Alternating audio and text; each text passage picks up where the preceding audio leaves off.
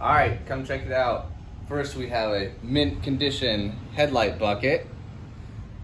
Next, it looks like the gearing will still shift, so that's a good sign. See if can't even get the gas cap off, so that's good. We don't have a rear brake, don't need that. The wiring harness looks mediocre. It kind of kicks over, but very mushy, most likely seized. And finally, we'll check the oil, see what we're dealing with. Looks pretty good to me. Fresh chocolate milk.